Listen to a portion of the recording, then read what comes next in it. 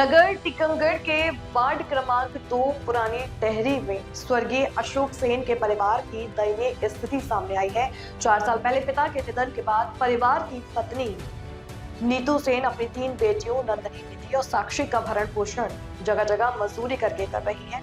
उनका मकान जर्जर स्थिति में, छत का लेंटर कभी भी गिर सकता है और परिवार के पास शौचालय भी नहीं है, जिससे रोजाना बच्चों को कठिनाई होती है। शासकीय योजनाओं के बावजूद परिवार को आवास और अन्य सहायता नहीं मिल सकी। बच्चों की पढ़ाई के लिए भी आर्थिक तंगी बनी हुई है। इस पर कांग्रेसी युवा नेता जितेंद्र जैन क्रांतिकारी ने परिवार से मिलकर 5,000 रुपए की मदद की और आगे हर संभव सहयोग का भरोसा दिया। नीतू सेन और उनकी बेटियों ने शासन प्रशासन से यथासंभव मदद की अपील की है ताकि उनके जीवन और शिक्षा की कठिनाइयों में राहत मिल सके। आदित्य उपाध्याय की रिपोर्ट। मेरा नाम नंदिनी सेन है। कहाँ रहती हैं आप? हम पुरानी टेरी टीकमगढ़ में रहते हैं। अच्छा, तो आपके पापा जी को क्या हो गया था? उनका लीवर डैमेज हो गया था। कब? 4 साल पहले। तो अब आप किसके साथ रहती हैं? हम अपने बड़े पापा के साथ रहते हैं। हम 3 बहनें हैं जी। और माँ है हमारी। तो आप लोग क्या कर रही हैं अभी? अभी हम कुछ नहीं कर रहे हैं। अभी सब 3 बहनें पढ़ाई कर रही और मम्मी गृहिणी है। जी। तो आपको भरण पोषण कैसे होता, कौन कर रहा है, कैसे होता बेटा? मम्मी काम मिल जाता तो कभी चली जाती मोहल्ले में काम करने के लिए। जी। तो बस हो जाता। तो आप लोग तीनों बहनें पढ़ रही हैं? हाँ, पढ़ रहे हैं। कितने में पढ़ रही हैं बेटा? मैं BSc सेकेंड ईयर में, इनकी 10th क्लास है और इनकी 6th क्लास है। तो इनकी फीस वगैरह कैसे भरती बेटा? मम्मी काम करती तो भर जा। अच्छा, मजदूरी करती। चलिए ठीक है। इनको जानती हैं, ये कौन है? ये क्रांतिकारी जितेंद्र जैन अंकल हैं जी, जो हमारी मदद करने के लिए आए हैं। ठीक, धन्यवाद बेटा। बस जी, आप कहाँ आए हैं और किस लिए आए हैं? जैसा कि आपको मालूम है, हमेशा मैं एक बात कहता हूँ कि टीकमगढ़ मेरा पूरा परिवार है। उसी के तहत मुझे एक सूचना प्राप्त हुई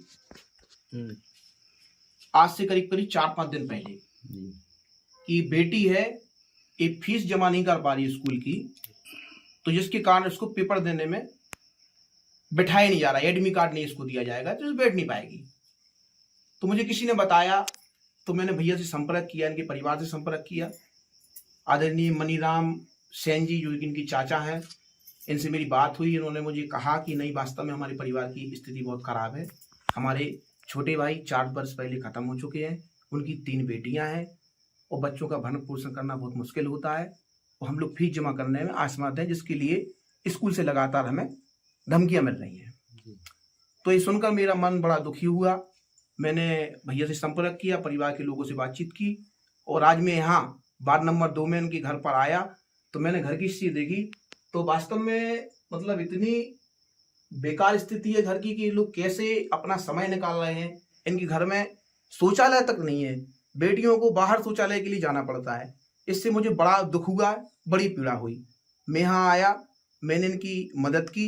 जो इनकी 10वीं क्लास में एक बहन पढ़ती है, उसकी फीस जमा करने के लिए मैंने सहयोग राशि भी इनको दी है और मैं इनको भरोसा दिलाता हूँ कि जिस प्रकार से मैं सदैव कहता हूँ कि टीकमगढ़ मेरा पूरा परिवार है, उसी परिवार के तहत बहनें भी मेरी हैं, बेटी भी मेरी है और मैं प्रयास करूंगा आने वाले समय में कि सदैव इस परिवार को अपना परिवार मानकर इनका सहयोग करूंगा।